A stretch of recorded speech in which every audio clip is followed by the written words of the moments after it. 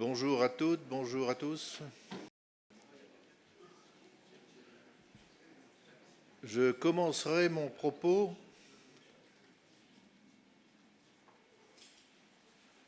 en vous parlant d'une période que les moins de 50 ans ne peuvent pas connaître.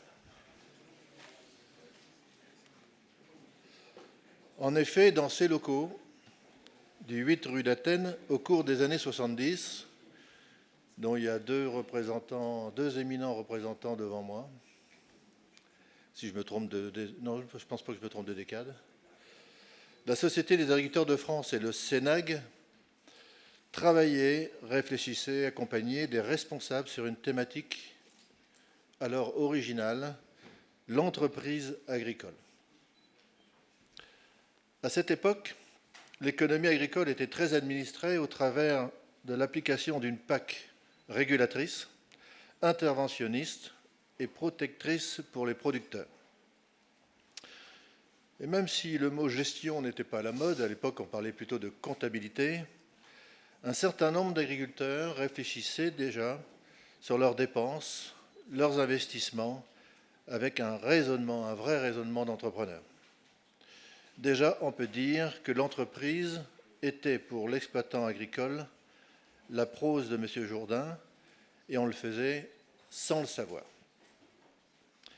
Aujourd'hui, les choses ont profondément changé, avec des producteurs agricoles, premiers maillons de filières toutes orientées vers le consommateur et le marché, avec le découplage total des soutiens, avec le développement des contrats et la réalité économique et financière de la multifonctionnalité, l'exploitation agricole est devenue une entreprise à part entière.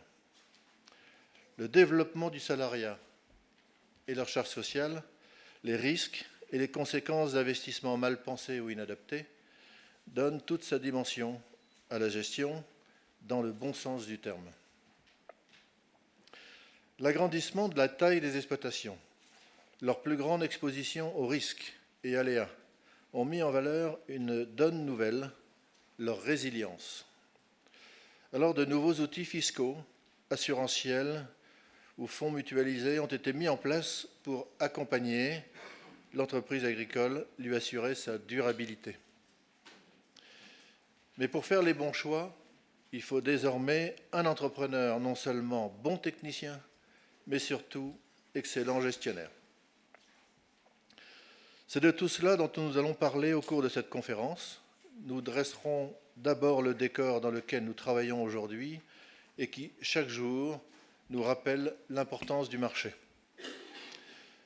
Des témoignages de 3 producteurs nous feront toucher du doigt la réalité et la responsabilité des choix de l'entrepreneur. Une entreprise agricole qui, peu à peu, devient un partenaire pour son aval, qui lui-même prend conscience de l'importance du maillon production dans les filières alimentaires. Pour préparer les chefs d'entreprise, l'enseignement agricole lui-même évolue, propose des parcours tant en formation initiale que continue. L'entreprise agricole fait plus que produire, elle vend des services dans les domaines de l'environnement, des énergies renouvelables, du tourisme. Pour appréhender fiscalement toutes ces activités et divers chiffres d'affaires, ces entreprises agricoles ont besoin de souplesse et de sortir de certains carcans qui peuvent parfois être des entraves à leur développement et leur efficience. Agrandissement, mais attention à l'accaparement, durabilité de l'environnement juridique, financiarisation du foncier. Enfin, l'entrepreneur agricole dans ses nouvelles dimensions doit s'affirmer et s'insérer dans une société où désormais tous s'accordent à penser qu'il vaut mieux lier entre eux le rural et l'urbain, faire en sorte que la richesse offerte par l'agriculture soit intégrée au développement et à la vie quotidienne des métropoles, agglomérations, communautés de communes. Avec toutes les évolutions vécues depuis ces 20 dernières années, face à des réalités à intégrer dans nos concurrences, dans nos filières, dans nos entreprises, nous avons besoin d'une nouvelle donne. Notre think tank Agridé travaille dans cet esprit. La recherche de la performance et de l'efficience de nos entreprises et leurs filières représente tout notre ADN.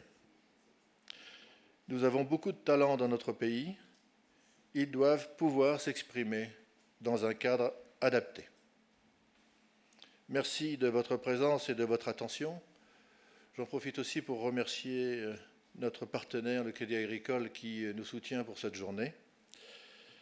Et je passe maintenant la parole à Yves Le Morvan, qui va conduire l'ensemble de cette conférence. Merci Yves.